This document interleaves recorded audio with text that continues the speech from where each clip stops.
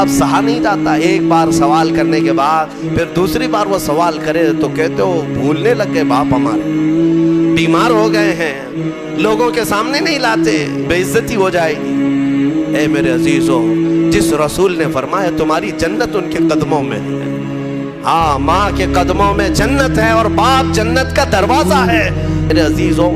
اس کے بعد اسی بارے میں جلدی جلدی عرض کر دیتا ہوں، اللہ تبارک و تعالیٰ نے بہت ہی اہم باتیں بیان فرمائی۔ فرماتا ہے وَقَضَىٰ رَبُّكَ أَلَّا تَعْبُدُوا إِلَّا إِيَّاهُ وَبِالْوَالِدَيْنِ إِحْسَانًا۔ اب تمہارے رب نے یہ فیصلہ فرما دیا کہ اللہ کے سوا تم کسی کی عبادت نہیں کرو گے اور اپنے ماں باپ کے ساتھ اچھا سلوک کرو گے۔ رب کے بعد اچھا سلوک کرنے کا حکم اللہ نے ماں باپ کے ساتھ کیا۔ اما یبلغن عندک الکبر احدہما او کلاہما، اگر ان دونوں ماں باپ میں سے کوئی ایک بڑھاپے کو پہنچا یا دونوں بوڑھے ہو گئے، فلا تقل لہما اف، ان کو اف تک نہ کہو، ولا تنہرہما، اور انہیں جھڑک کر بات نہ کرو، وقل لہما قولا کریما، جب بھی ان سے بات کرنا تو نرمی سے بات کرو۔ اکثر لوگ یہاں مات کھا جاتے ہیں، ہاں بہت سارے لوگ جوانی میں تو اپنے ماں باپ کی عزت کر لے جاتے ہیں، جب ماں باپ بوڑھے ہو جائیں اور تم جوان ہو گئے ہو اس وقت عزت کر کے دکھاؤ، یہ کمال کی بات ہے۔ پھر تمہیں سمجھ میں آئے گا کہ تم حقیقت میں مرد ہو یا نہیں، ہاں حقیقت میں تمہاری پرورش کیسی ہے سمجھ میں آئے گا۔ بڑھاپا آ گیا ہو، ایک چیز کو بار بار وہ پوچھ رہا ہو باپ، ایک چیز کو بار بار بھول جاتا ہو، ماں بوڑھی ہے اٹھ نہیں سکتی، بار بار پوچھتی ہے یہ کہاں ہے وہ کہاں ہے، تم جھڑک دیتے ہو، اماں ابھی تو پوچھا تھا جواب تو دیا میں نے، کتنی بار پوچھتی ہو؟ تمہیں پتا نہیں تم بچپن میں اس ماں سے جتنی بار پوچھتے تھے وہ ہر بار جواب دیتی تھی۔ اپنے باپ سے پوچھو، جب تم چھوٹے تھے کسی چیز کو دیکھ کر بار بار پوچھتے تھے، باپ تمہیں بار بار بتاتا تھا، لیکن تم سے اب سہا نہیں جاتا، ایک بار سوال کرنے کے بعد پھر دوسری بار وہ سوال کرے تو کہتے ہو بھولنے لگ گئے باپ ہمارے، بیمار ہو گئے ہیں، لوگوں کے سامنے نہیں لاتے، بے عزتی ہو جائے گی۔ اے میرے عزیزو، جس رسول نے فرمایا تمہاری جنت ان کے قدموں میں ہے، ہاں ماں کے قدموں میں جنت ہے اور باپ جنت کا دروازہ ہے، دونوں میں سے ایک بھی ناراض ہوا تو تم نے دنیا میں جہنم خرید لیا ہے، دنیا میں تم نے جہنم خرید لیا ہے۔ حتیٰ کہ تمہیں یہ بھی نہ معلوم، حضور پاک صلی اللہ علیہ وسلم نے فرمایا اگر ماں باپ میں کوئی مر بھی گئے، انتقال کر گئے، ان کے حقوق یہ ہے کہ ہفتے میں ایک بار تم ان کی قبر پر جاؤ، قبر پر جاؤ۔ لوگ کہتے ہیں کیا رکھا ہے وہاں پر، نہیں، حقوق ان کے موت کے بعد بھی ختم نہیں ہوتے۔ ایک صحابی نے کہا کہ مجھے میری ماں کی قبر بھی نہیں معلوم، قبر بھی نہیں معلوم۔ حضور نے فرمایا ایک لکیر کھینچ لو اور اسے سمجھو کہ یہاں ماں ہے اور اس کی زیارت کرو۔ اندازہ کرو میرے عزیزو، والدین کے حقوق ختم نہیں ہو سکتے۔ میں پھر انشاءاللہ العزیز اس پر اور عرض کروں گا، آیتیں اور آئی ہیں قرآن پاک میں، وَلَا تَمْشِ فِي الْأَرْضِ مَرْحًا، اللہ فرماتا ہے زمین میں اکڑ کے مت چلو، إِنَّكَ لَن تَخْرِقَ الْأَرْضَ وَلَن تَبْلُغَ الْجِبَالَ طُولًا، تمہارے اکڑنے سے نہ زمین پھٹے گی نہ تم پہاڑوں سے بلند ہو سکتے ہو۔ دیکھو ان پہاڑوں کی طرف کتنے بلند ہیں، تم ان کے سامنے بہت بونے ہو، بہت ناٹے ہو۔ اس زمین کو دیکھو اس کی سختیاں کیسی ہیں، تمہارے اکڑنے کے لیے تمہارے پاس ہے کیا؟ تم ایک نطفے سے پیدا ہوئے، ایک ٹھوکر میں تم لنگڑے ہو سکتے ہو، لولے ہو سکتے ہو، تمہارے پاس کیا ہے؟ مولا علی کرم اللہ وجہہ الکریم کے پاس ایک شخص آیا اور کہا کہ حضور انسان کی بساط کتنی ہے، انسان کی طاقت کتنی ہے؟ تو انہوں نے فرمایا کہ کھڑے ہو جاؤ سامنے، کہا ایک ٹانگ اٹھاؤ، ایک پیر اٹھایا، وہ ایک پیر اٹھا کر کھڑا تھا تو حضرت علی نے کہا دوسرا بھی اٹھا لو، کہا کہ حضور دوسرا کیسے اٹھائے، اوندھے منہ گر جاؤں گا، کہا بس تیری بساط اتنی ہی ہے، اتنی ہی ہے طاقت کہ اگر دوسرا بھی اٹھاؤ گے تو اوندھے منہ گر جاؤ گے۔ ہمارے پاس میرے عزیزو اتنی چیزیں نہیں ہیں کہ ہم پوری دنیا میں ادھر سے ادھر نظام کو بدل سکے۔ غرور اور گھمنڈ جب آتا ہے انسان کو اللہ ڈھیل دیتا ہے۔ ہاں کچھ انسان ایسے ہیں جو زمینوں کی زمین فتح کر لیتے ہیں، مال بھی لے لیتے ہیں، حکومت بھی قائم کر لیتے ہیں، لیکن یہ صرف اور صرف رب کی ڈھیل کی وجہ سے. اور قرآن میں مولا فرماتا ہے ان کی طاقت ایسی ہے یہ انسانوں کی کہ اگر ایک مکھی مر جائے تو اسے زندہ نہیں کر سکے گا. ایک مچھر مر جائے تو تم اسے زندہ نہیں کر سکو گے. تم کتنے کمزور ہو تمہیں پتہ بھی نہیں ہے. ہاں تمہاری دھڑکنیں جس دن رک گئی تمہارے کروڑوں کی دولت لگا کر کے بھی تم سانسوں کو دوبارہ نہیں لا سکتے. میں نے ایک بڑی ہی عجیب و غریب بات پڑھی تھی. یہ کوریا کا غالباً ایک بہت بڑا امیر جس کی کمپنی ہے مشہور موبائل کی کمپنی, دنیا میں سب سے زیادہ بکنے والے موبائل کی کمپنی کا مالک, جس کا حال یہ تھا کہ وہ جب چاہتا حکومتوں کو بدل دیتا تھا, اپنے ملک کی حکومت کو بدل دیتا, کبھی پریزیڈنٹ کو کبھی پرائم منسٹر کو ختم کر دیتا. اتنا پیسے کا مالک تھا. یہ ابھی زیادہ دن کی بات نہیں, 2012-13 کی بات ہے. اچانک اس شخص کو ایک بیماری لاحق ہوئی, بستر پر گر گیا, کوما میں چلا گیا, اور اس کا بیٹا موجود ہے اور اس نے دنیا کے مہنگے ترین ڈاکٹروں کو بلایا اور پر ڈے 100 کروڑ کا خرچ بھی اگر لگے اپنے باپ کو بولنے کے قابل بنا دے اور روٹی کھانے کے قابل بنا دے. 100 کروڑ پر ڈے خرچ کر کے بھی کوئی ایک ڈاکٹر نہ اسے بولنے کے قابل بنایا, نہ بات کرنے کے قابل, نہ روٹی کا ایک لقمہ کھانے کے قابل. 4 سال تک بستر پر پڑا رہا مردہ لاش کی طرح. 4 سال کے بعد کروڑوں ڈالر اس پر خرچ ہو چکے, پھر وہ دنیا سے نکل گیا, ختم ہو گیا.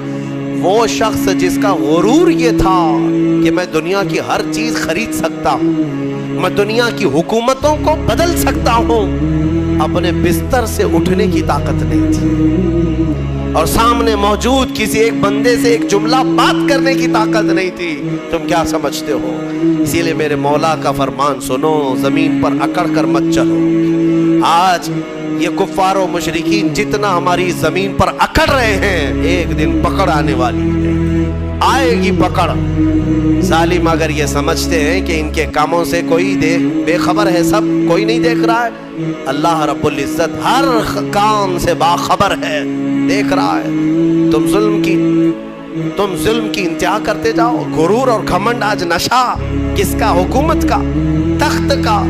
ارے یہ تخت فرعون کے پاس بھی آیا, قارون, حامان, شداد, یہ اتنے بڑے بڑے لوگ ہیں دنیا کے جن کے پاس آدھی سے زیادہ دنیا موجود تھی. تمہارے پاس ابھی کچھ بھی نہیں, تمہارے پاس ابھی کچھ بھی نہیں. ان لوگوں کے پاس اتنا سونا تھا کہ وہ جنتیں بنانے پر لگ گئے تھے دنیا میں. ایک اینٹ سونے کی, ایک اینٹ چاندی کی رکھ کر کے محلات بنا رہے تھے.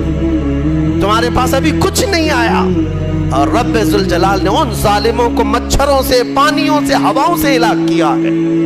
اور آج یہ آتنک مچانے والے یہ سمجھتے ہیں کہ ہم جہاں چاہیں آگ لگا دیں گے, ہم جتنوں کو چاہیں گے مار دیں گے. تم اپنے ظلم کے کاموں کو جاری رکھو, انشاءاللہ العزیز. وہ دن یاد رکھنا کہ ہمارے بزرگوں نے فرمایا کہ اگر تم فرعون ہو تو موسیٰ بھی ضرور آئے گا. اگر تم نمرود ہو تو مچھر بھی تمہاری ہلاکت کے لیے آئے گا. اللہ رب العزت غرور کرنے والوں کو دنیا میں بھی سزا دیتا ہے, اور آخرت کے متعلق حکم ہے کہ ان کو چونٹیوں کی طرح بنایا جائے گا, چونٹیوں کی طرح.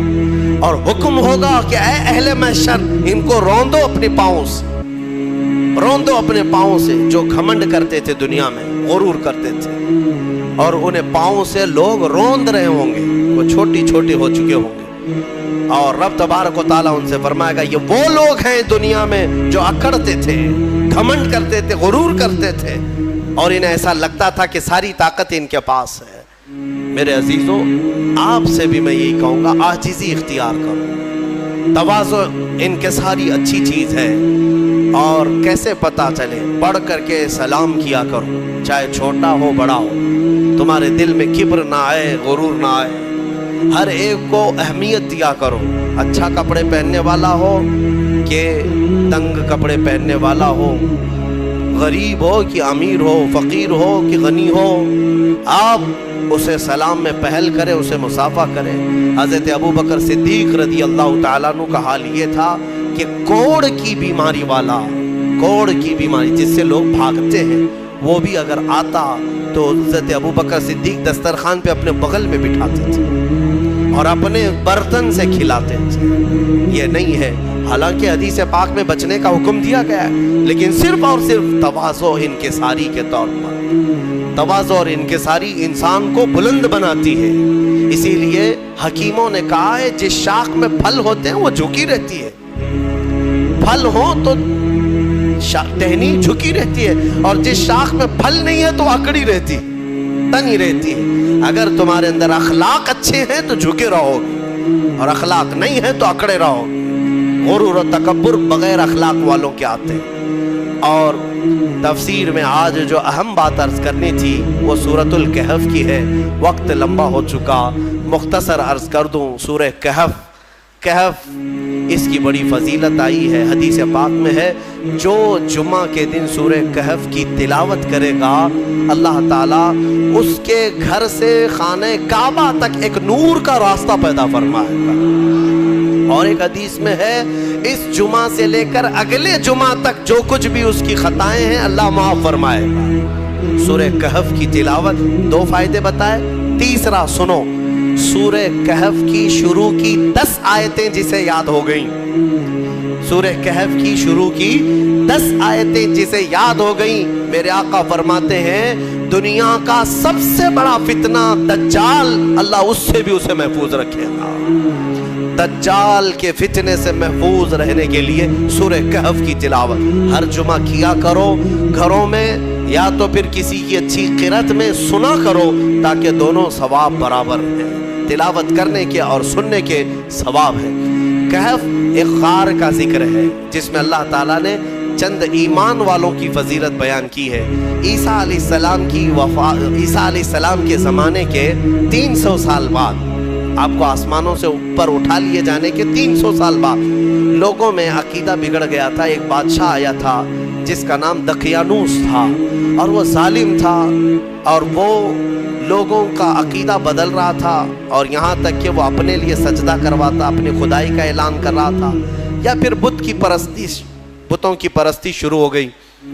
لیکن اس زمانے میں لوگ ڈر کے مارے گھر واپسی کرنے کی بات جیسے ہو رہی ہے ویسی ہی بادشاہ اپنے پیسوں کے بلبوتے ان کو یہ کہلاتے کہ تمہارا دین الگ ہے, تم الگ دین میں آئے تھے, واپس آ جاؤ. دھرم پریورتن بدل رہا تھا, کئی بدل چکے تھے. پیسوں کے لیے کچھ لوگ بدلتے ہیں, طاقت کے لیے کچھ لوگ بدلتے ہیں, ڈر سے کچھ لوگ بدلتے ہیں, لیکن جو اللہ والے ہیں وہ ہر زمانے میں قائم رہتے ہیں. بادشاہ کے کچھ وزیروں میں لوگ تھے جن کی تعداد 7 اور بعض روایتوں میں 8, اللہ بہتر جانتا ہے ان کی تعداد کتنی تھی. یہ الگ الگ لوگ تھے, یہ ایمان والے لوگ تھے جو اللہ پر ایمان رکھتے اور آخرت پر ایمان.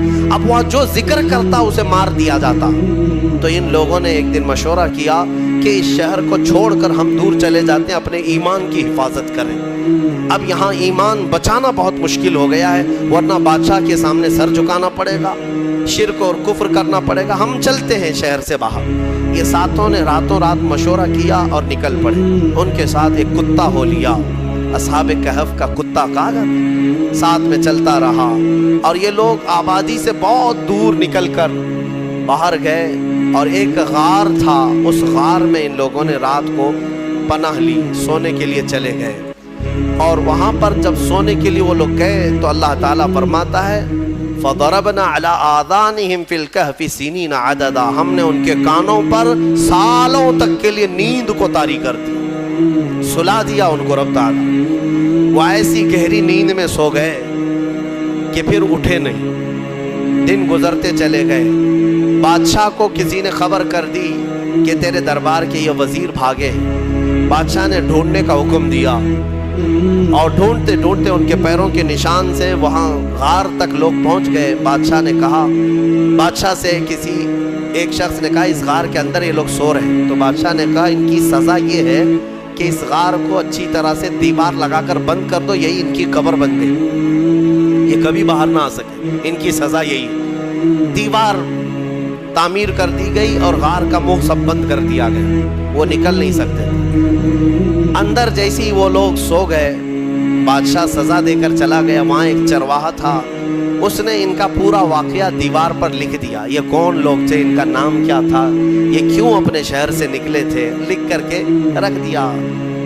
زمانے بدلتے گئے، مہینے، سال، اس کے بعد صدیاں، 300 سال گزر گئے، 300 سال گزر گئے تقریباً۔ 300 سال کے بعد 300 سال کے بعد اللہ تبارک و تعالیٰ نے دوبارہ انہیں اٹھایا۔ وہ جب اٹھے تو آپس میں ایک دوسرے کو دیکھنے لگے، پوچھنے لگے کتنی دیر ہو گئی سو کر کے۔ کسی نے کہا ہم رات کو آئے تھے صبح ہو گئی ہے، کسی نے کہا صبح آئے تھے دوپہر ہوئی۔ اب اسی سے آپ اندازہ لگا لیں کہ رب تبارک و تعالیٰ صدیوں کو چاہے تو منٹوں میں گھیر سکتا ہے۔ جب اصحاب کہف کے ایمان والوں کے لیے 300 سال آدھے دن کے برابر لگ رہے ہوں تو میرے مصطفیٰ کے معراج کا سفر اگر وہ لاکھوں سال کا بھی ہو تو دنیا والوں کے لیے منٹوں کا کیوں نہیں لگ سکتا؟ یہ اللہ رب العزت جیسا چاہے وقت کو گھیر دے اور چھوٹے وقت کو چاہے تو طویل کر دے۔ اب اٹھے اور اس کے بعد ان لوگوں نے پھر آپس میں دیکھ کر نشانیاں بھی بدلی ہوئی تھی، بال بڑے تھے، ناخن بہت بڑے ہو چکے تھے، سب تبدیلی تھی۔ تو پھر انہوں نے کہا خیر جیسا بھی ہے ایک صاحب کو بھیجو تاکہ کھانا لے آئے، بھوک لگی۔ تو ایک صاحب ان میں جو تھے ان کو کہا کہ چھپ کر کے جانا، کہیں بادشاہ کے کارندے دیکھ نہ لیں، ورنہ وہ ہمیں پکڑ لیں گے تو پھر اپنے دین میں واپس لے جائیں گے یا تو پھر ہمیں ہلاک کر دیں گے۔ یرجموکم او یعیدوکم فی ملتہم، وہ اپنی دین میں ہمیں واپس لے جائیں گے، سنبھل کر جانا۔ پھر ایک صاحب نکلے پیسے لے کر کے، بازار میں گئے کھانا لینے، کھانا خریدا اور پیسے دیا۔ ارے 300 سال پہلے کا سکہ تھا، کتنی بادشاہتیں آئی گئی۔ دکان والے نے دیکھا اور کہا یہ کیا دے رہے ہو؟ کہا پیسہ دے رہے ہیں۔ کہا یہ پیسے کہاں سے تمہیں ملے؟ کہا یہ ہمارے اپنے پیسے ہیں۔ دکان والے کو شک ہوا کہ اس کو شاید پرانا کوئی خزانہ ہاتھ لگا ہوگا، کیونکہ سونے کے سکے ہوتے تھے پہلے، چاندی کے سونے کے سکے، یہی کرنسی ہوتی تھی۔ یہ نوٹوں کی، یہ یہودیوں کی کرنسی جس کو آج ہم استعمال کر رہے ہیں، اصل جو کرنسی تھی وہ سونے اور چاندی کی ہوا کرتی۔ تو پھر دکان والے نے اس صاحب کو جو اصحاب کہف میں ہے دکان پر ہی کھڑا کیا اور اندر سے جا کر کے بادشاہ کی پولیس کو خبر کر دیا۔ اس وقت جو بادشاہ تھا اس کا نام بیدروس تھا، وہ ایمان والا تھا اور وہ اللہ کی بارگاہ میں دعا کر رہا تھا، روز دعا کرتا تھا کہ اے مولا میری قوم گمراہ ہو رہی ہے، یا آخرت پر یقین نہیں کر رہی ہے، مرنے کے بعد دوبارہ زندہ ہونے پر یقین نہیں کر رہی ہے، تو کوئی ایسی نشانی دکھا دے کہ ان کا عقیدہ مضبوط ہو جائے۔ بادشاہ کی دعا پر اللہ تبارک و تعالیٰ نے دوبارہ ان کو زندہ کیا۔ تو بیدروس کے پاس جب یہ خبر پہنچی کہ ایسا ایسا ایک شخص آیا ہے جو پرانے زمانے کے سکے لے آیا ہے، تو بادشاہ نے اپنی فوج کو ساتھ کر دیا کہ جاؤ اس شخص کے ساتھ، یہ کہاں سے آیا۔ جب یہ کھانا لینے آئے ہوئے صاحب نکل کر کے واپس پوری فوج کے ساتھ غار آ رہے تھے تو اصحاب کہف نے کہا ہمارا ساتھی پکڑا گیا اور بادشاہ کی فوج آ رہی ہے ہمیں گرفتار کرنے۔ لیکن جو آئے وہ لوگ، ان لوگوں کو دیکھا تو سارے لوگوں نے اللہ کی بارگاہ میں سجدہ ریز ہو گئے۔ کہا اصحاب کہف کے بارے میں ان لوگوں نے سن رکھا تھا کہ کچھ لوگ ایسے تھے جو بادشاہ سے اپنا ایمان بچا کر چلے گئے تھے اور غار ان کے لیے قبر بنا دی گئی تھی، اور آج غار کھلا ہے اور اس میں یہ لوگ زندہ سلامت بیٹھے ہوئے، 300 سال کے بعد زندہ سلامت بیٹھے۔ تو بادشاہ نے اپنی پوری قوم کو بلایا اور کہا کہ دیکھو وہ رب قدیر 300 سال کے بعد جب کسی کو بیدار کر سکتا ہے تو ہر انسان کو موت کے بعد دوبارہ زندہ ضرور فرمائے گا۔ عقیدہ آخرت کو زندہ کیا۔ اب اصحاب کہف دوبارہ اپنی غار میں گئے، کھانے ہونے کا مسئلہ تو ختم، اور دوبارہ ان کو نیند لگ گئی۔ اللہ نے پھر ان کو گہری نیند میں سلا دیا۔ جیسے ہی وہ سو گئے تو اصحاب کہف کا کتا بھی اسی طرح زندہ ہوا، اسی طرح پھر سویا۔ اب جو بیدروس تھا اس نے دیوار پھر سے بنا دی اور ان کا پورا واقعہ لکھا اور وہاں ایک مسجد بنائی اور مسجد بنا کر وہ ڈیٹ، وہ جو دن تھا جس دن وہ اٹھے تھے، اس دن کو یادگار کے طور پر سارے لوگوں کو اعلان کیا کہ سال میں جب یہ دن آئے گا سب یہاں جمع ہوں گے اور اللہ کی عبادت کریں گے۔ اسی سے تو عرس کی شرعی حیثیت بھی ثابت ہوتی ہے۔ اولیاء کرام کے عرس ہم جو مناتے ہیں قرآن پاک میں موجود ہے۔ اصحاب کہف جس دن سوئے جس دن اٹھے وہ تاریخ لکھ دی گئی۔ بہرحال اب اصحاب کہف کو دوبارہ جب اندر رکھا گیا تھا تو سونے کے تابوت بنائے تھے بادشاہ نے، یہ بیدروس نے سونے کے جنازے تابوت بنا کر اس میں ان کو لٹایا اور اندر رکھا۔ ایک ہی دن کے بعد وہ بادشاہ کے خواب میں آئے اور کہنے لگے کہ ہم دنیا سے بھاگ کر کے یہاں آئے اور تو دنیا ہمارے پاس لایا ہے، فوراً ہمیں اس سونے اور چاندی سے الگ کر۔ پھر دوبارہ ان کا غار کھولا گیا، پھر وہ سونے کے تابوت سے انہیں نکالا گیا اور پھر صاف مٹی میں انہیں سلایا گیا۔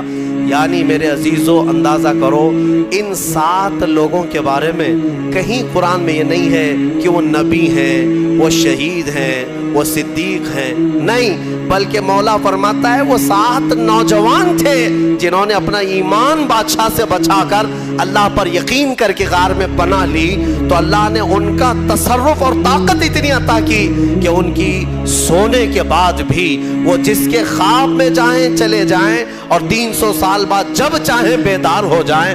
اب جن کے بارے میں صاف ثابت ہے کہ امت مصطفیٰ کی یہ اولیاء ہیں، صدیق ہیں، شہید ہیں، تو کیا وہ اپنی قبروں میں زندہ نہیں ہو سکتے؟ اور اگر صدیق شہید زندہ ہیں تو میرا مصطفیٰ بھی اپنی قبر میں زندہ ہے۔ رسول پاک صلی اللہ علیہ وسلم کی زندگی پاک کو کیا سمجھ سکتے ہیں؟ اصحاب کہف کا یہ جو واقعہ ہے یہ قرآن پاک میں بیان کیا گیا۔ عزیزان گرامی، اب بھی اصحاب کہف اپنی غار میں سو رہے ہیں، اب بھی سو رہے ہیں۔ یہاں تک کہ حدیث میں ہے ہر عاشورہ کی محرم کی تاریخ کو، یعنی 10ویں محرم کو وہ کروٹ بھی بدلتے ہیں۔ اور قرآن یہ کہتا ہے کہ سورج بھی ان کے اوپر سے جاتا ہے۔ وہ غار ایسی کیفیت میں، لوکیشن ایسا ہے اس غار کا کہ سورج جب جاتا ہے تو دوپہر کے وقت آتا ہے تو سورج اس طرف کو ہو جاتا ہے ڈھلنے کے وقت، گرمیوں میں اس طرف، ٹھنڈیوں میں اس طرف۔ اور مولا تعالیٰ قرآن میں فرماتا ہے کہ اللہ تعالیٰ نے ہر موسم کی سختی سے ان کو محفوظ رکھا ہے۔ سورہ کہف میں دوسرے صفحے میں آپ پڑھ لیں، سورج کی تپش سے، بارش کی سڑن سے، ٹھنڈیوں کے گلانے سے اللہ ان کی حفاظت فرمایا ہے۔ اور پھر فرماتا ہے وَتَحْسَبُهُمْ أَيْقَاظًا وَهُمْ رُقُودٌ، تم اگر ان کو دیکھو گے، اللہ فرماتا ہے، تو تمہیں وہ جاگتے ہوئے نظر آئیں گے۔ تحسبهم ایقاظا وهم رقود، جبکہ وہ سو رہے ہیں۔ وَنُقَلِّبُهُمْ ذَاتَ الْيَمِينِ وَذَاتَ الشِّمَالِ، اللہ فرماتا ہے ہم ان کو کبھی دائیں جانب کروٹ دیتے ہیں، کبھی بائیں جانب کروٹ دیتے ہیں۔ اور اتنا ہی نہیں، وَقَلْبُهُمْ بَاسِطٌ ذِرَاعَيْهِ بِالْوَسِيطِ، اللہ فرماتا ہے اور ان کا کتا پالتی مار کر ان کے قریب میں بیٹھا ہوا ہے، یعنی چاروں پیر جیسے کتا کسی کی نگرانی میں بیٹھتا ہے۔ قرآن کہہ رہا ہے ان کا کتا چاروں پیر پھیلائے ہوئے ان کے پاس بیٹھا ہوا ہے۔ کتے کے بارے میں قرآن میں آیا جس کا نام بھی قطمیر، وہ کتا ابھی بھی بیٹھا ہوا ہے غار میں۔ اور رب تعالیٰ یہ بھی فرماتا ہے تم انہیں دیکھ نہیں سکو گے، اگر دیکھنے کی کوشش کرو گے لَوَلَّيْتَ مِنْهُمْ فِرَارًا وَلَمُلِئْتَ مِنْهُمْ رُعْبًا، تم پیٹ پھیر کر بھاگ جاؤ گے، ایسا رعب ہم طاری کریں گے، رعب طاری ہو جائے گا، کوئی دیکھ نہیں سکے گا وہ کس کیفیت میں ہے۔ اللہ ان کی حفاظت کر رہا ہے۔ اب میں اس پورے سورہ کہف کے بعد اخیر میں ایک جملہ ضرور کہنا چاہوں گا۔ عزیزان گرامی، اصحاب کہف ایمان والے تھے، ایمان والے تھے اور اللہ تعالیٰ کے محبوب بندے تھے، لیکن کتا کون سے ایمان والا ہے؟ کتا کون ہے؟